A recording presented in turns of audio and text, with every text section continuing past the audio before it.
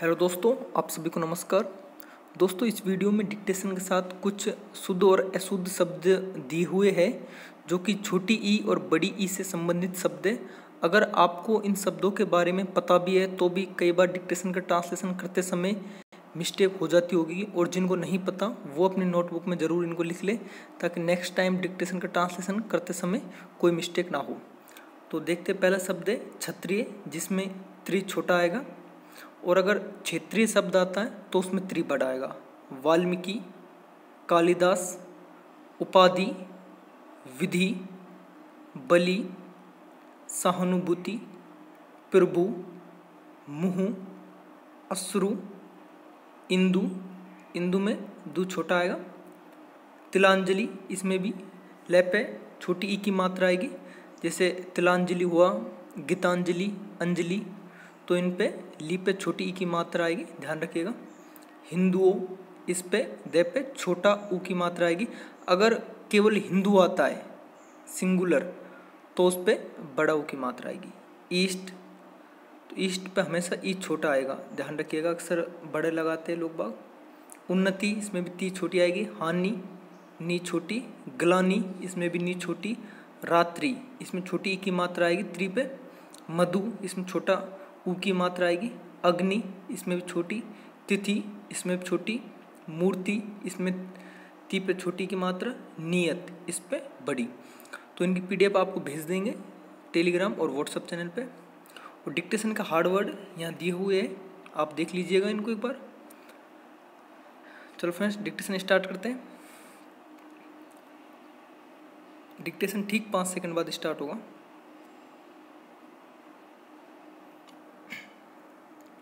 Start. एक सफल इतिहासकार घटनाओं, वृत्तांतों और तत्कालीन घटनाओं का लेखा जोखा प्रस्तुत करता है और हमें अतीत की घटनाओं का बोध करवाता है। इतिहासकार अपने अध्ययन कार्य को दो तरह से प्रकट करता है। तथ्यों की जांच, स्रोतों से तथ्यों का चुनाव। तथ्यों के चयन में इतिहासकार पूरी तटस्थता से कार्य करता है। इसमें इतिहासकार जितना तटस्थ होगा उसका इतिहास उतना ही प्रामाणिक और विश्वसनीय होगा। इतिहासकार की ईमानदारी और तटस्थ रुख उसके सच्चे इतिहास बोध का निर्माण करते हैं। आचार्य रामचंद्र शुक्ल ने साहित्यिक इतिहास के विषय में कहा है कि जबकि प्रत्येक देश का साहित्य वहाँ की जनता की चित्तवृत्ति का संचित प्रतिबिंब होता है, तब यह निश्चित है कि जनता की चित्तवृत्ति के परिवर्तन के साथ साथ साहित्य के स्वरूप में भी परिवर्तन होता जाता है। आदि से अंत तक इन्हीं चित्तवृत्तियों की परंपरा को परखते हुए साहित्य परंपरा के साथ उनका सामंजस्य दिखाना ही साहित्य का इतिहास कहलाता है। जनता की चित्तवृत्ति बहुत कुछ राजनीतिक, सामाजिक, सांप्रदायिक तथा धार्मिक परिस्थिति के अनुसार होती है।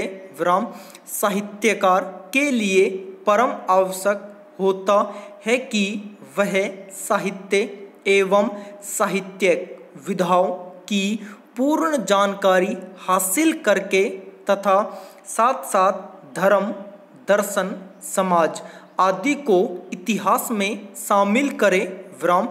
तभी वह साहित्य के विश्वसनीय और प्रामाणिक इतिहास की रचना कर सकता है। साहित्य इतिहास शब्द का प्रयोग सबसे पहले वाल्टियर ने 18वीं शताब्दी में किया था। इसके बाद हीगेल तथा अनेक विद्वानों ने इस शब्द का प्रयोग किया। विराम। हीगेल का मानना है कि इतिहास दर्शन का अर्थ इतिहास संबंधी चिंतन युक्त विचारों के अतिरिक्त कुछ नहीं है। विराम। आधुनिक काल में साहित्य इतिहास लेखन की परंपरा को विशेष दर्जा दिया गया। विराम। जिससे यह एक दर्शन के रूप में माना जाने लगा है। विराम। इसके अध्ययन की पूर्व पीठिका को प्रस्तुत करना कोई सरल कार्य नहीं है, क्योंकि पाश्चात्य विद्वानों, दार्शनिक, इतिहासकारों, आलोचकों और भारतीय विद्वानों ने इसके विकास एवं सिद्धांतों पर अलग अलग मत व्यक्त किए हैं। विराम। विकासवादी सिद्धांतों के अध्ययन में इतिहास की नई व्याख्या प्रस्तुत की गई है। विराम। इस संदर्भ में दार्शनिक कांत का मत है कि सृष्टि का बाह्य विकास प्रकृति की आंतरिक विकास प्रक्रिया का प्रतिबिंब मात्र है। विराम। हीगल के विचार इस प्रकार प्रस्फुटित हुए हैं। इतिहास केवल विद्यमान है। विराम। विश्व इतिहास की प्रक्रिया का मूल लक्ष्य मानव चेतना का विकास है, जो द्वंद्वात्मक पद्धति पर आधारित है। विराम। यह सिद्धांत प्रकृति और भौतिक वस्तुओं के पारस्परिक द्वंद्व को ही मान्यता देता है। विराम। इसके अनुसार दो परिस्थितियों घटनाओं के परस्पर संघर्ष के पश्चात जो तीसरी वस्तु सामने आएगी वह पहले से बेहतर अवस्था में होगी। विराम। यह बात समाज व भौतिक संसार की समस्त वस्तुओं पर लागू होती है। विराम। इस प्रकार इतिहास दर्शन का यह विकासशील दृष्टिकोण साहित्य इतिहास दर्शन को जानने के लिए उपयोगी एवं मान्य है। विराम। इसके अंदर मानवीय समाज की समस्त परिस्थितियों का लेखा जोखा होता है। विराम। इसीलिए साहित्य में तत्कालीन इतिहास मुखर हो पाने में समर्थ होता है। विराम। इस प्रकार कहा जा सकता है कि साहित्य का इतिहास मात्र इतिहास ही नहीं होता, बल्कि इसके माध्यम से युगीन इतिहास को भी प्रकट किया जाता है। विराम। साहित्य इतिहास दर्शन की इस विकासशील परंपरा का उल्लेख अनेक साहित्यकारों ने किया है। विराम। पैरा।